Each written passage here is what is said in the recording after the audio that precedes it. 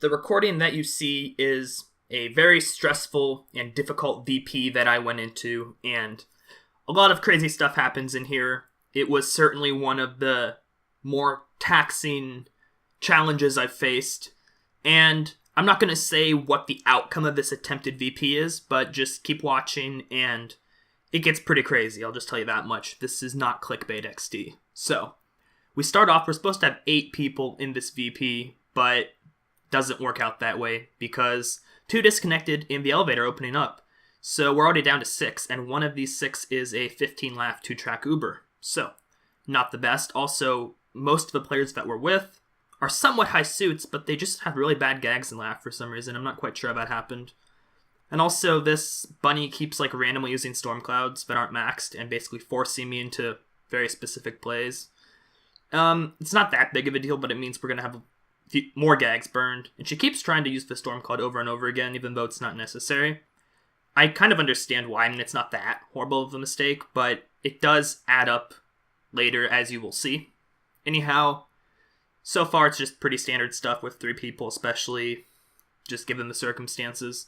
The cream cat is soundless, the bunny is just a pretty new player, and after I see a couple of interesting decisions by her, I give her some basic directions. I don't like to micromanage people, I think that's kind of a rude thing to do, but just because she didn't really seem like she knew exactly what she was doing, I just kind of gave some basic instructions so we could try to get through this a little bit more smoothly. And basically the first round is just us fighting the cogs relatively standardly. I'm trying to get us to conserve gags because I know that there's going to be a lot of challenges ahead. Cat's soundless, so Cat gets the big cog, obviously. Still trying to conserve firepower. Really, nothing that bad happens in the first round on our side, at least. It's very standard stuff. But unfortunately, just as we're finishing our side, we run over to the other side just to see the cat die after a power trip. And these toons argue a little bit about what happened. The cream cat, who I think knows that 15-laugh toon, claimed that these guys made a bad play that caused it to happen, and they are just saying that their lure missed. I think both are true, to my understanding, but either way, outcome is we lose a person. We're down to 5 people. And this is a little Oldman card, so we're going to be fighting to the death, obviously. This is a really, really valuable SOS card, and most of these people need promos anyway, but even for me as a max toon and the cream cat, this is probably one of the most desirable SOS cards. It's a 15-round presentation of it, basically. And getting a free presentation is exceptional, and you get 2 of them. So clearly everyone here is going to be fighting as hard as they can to get it. I wanted to use throw there, it would have been easy, but these guys just did some weird shit. As you can kind of tell, these guys are not quite sure what they're doing. It's not the end of the world. I mean, it's a VP. You don't expect people to have a perfect grasp of necessarily everything in the game. Overall, nothing crazy has happened so far, but I know we only have 5 people left, so what I really want is I want that cream cat on my side next round, and also maybe being on the side of 3, because I want as much firepower as possible on my side, and I want as many options as possible so that we have various ways to get through this, like someone with tune-up and lure, someone with good throw and squirt, but unfortunately I just get stuck with the bunny, who has really weak gags. Unfortunately, I think her only redeeming factor is she has level 3 tune-up, and some level 6 throw and squirt, but that's the extent of her usefulness, and it's a side of 2. Already I'm thinking that the other side's probably going to be stronger, because they have 3 mid-range toons with decent firepower, but I think they're arguing over there as well, too, so nothing's certain, of course. And on our side, I'm just at this point, I'm kind of just trying to take over with the strategy, trying to keep as many small cogs as possible, so we can minimize the amount of output damage we take. I just know we're going to get pounded, basically. And I'm trying to get her to conserve her gags so we can just take out as many cogs as possible. Basically, my goal is to have us fight the smallest levels at once we can and survive the various damages when things miss. And it's a pretty basic strategy, but essentially, I have to also keep in mind how many rounds all the cogs are lured. Right now, next round we're going to have 3 wake up, which is going to be a problem, but we have to also, unless I want to use restocks, I'm specifically trying to get through this with the fewest amount of resources as possible. Obviously, I could guarantee both of our survival if I use more, but I'm not going to choose to do that. I'm going to do everything I can in my power to get us through this without doing that, but simply put, I just don't feel like using rewards in this type of VP if I don't have to, and I don't think that makes me necessarily a greedy player, because I'm willing to do things to help us win a lot of things, but that I'm just trying my best to not put us in that type of scenario. And really, I don't think at any point I specifically make a decision that's like exceptionally greedy in terms of like my survival over hers or anything like that. Like we work pretty well as a team, generally speaking. And like right now, okay, she's getting pounded right now. She's at low health, and I could just tune her up here, but if I tune her up, we're going to get hit by 4 next round, because that cog on the right is going to wake up. Actually, her firing the fire hose wasn't even a problem, because they're going to wake up anyway, but specifically I knew we would just get trapped in this infinite cycle where we couldn't heal the cog's damage.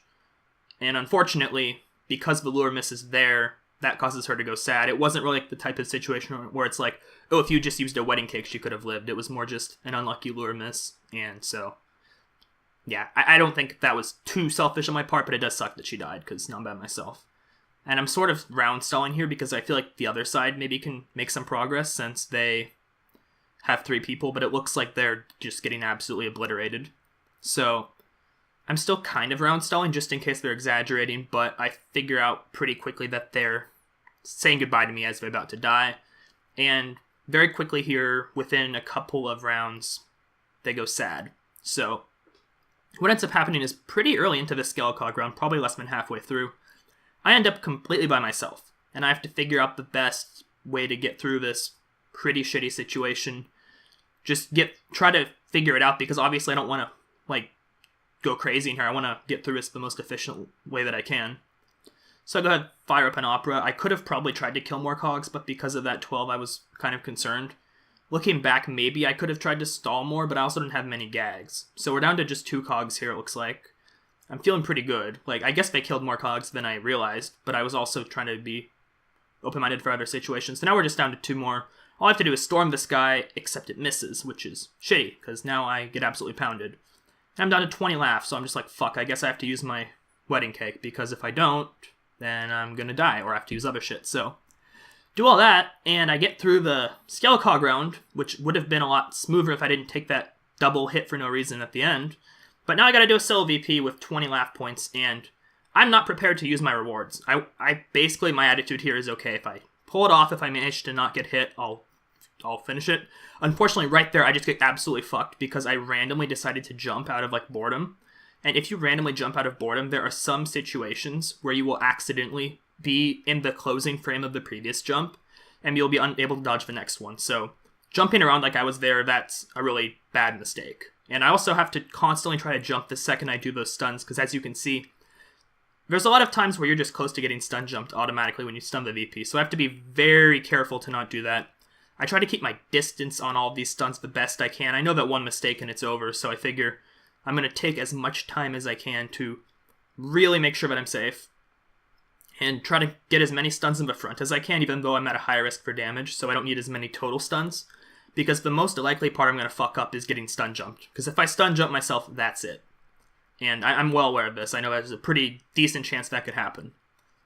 Only damage I took so far in this final round was just that accident, but you can see I'm jumping the second afterwards, and I'm trying to position in like overly safe areas as opposed to going for the greediest, most likely to hit places. And that's entirely just because I don't want to fuck myself over. I want to have the best chance I can to get through this.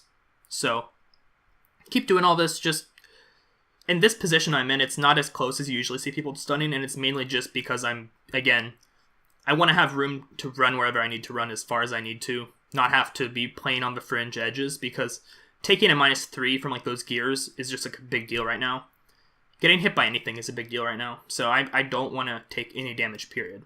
And I just have a ton of open space. If anyone's like new to soloing, I kind of recommend sort of the setup I have here, because it will keep you alive a lot easier. But the only problem is if you're not good at stuns, you might miss too many stuns. Obviously, I'm getting a little bit of a break here that I haven't gotten stun jumped or anything horrible happening. And so we're getting close to the end, and I feel like I'm about done, right? Like, I feel like I'm about done, but this guy keeps creeping up.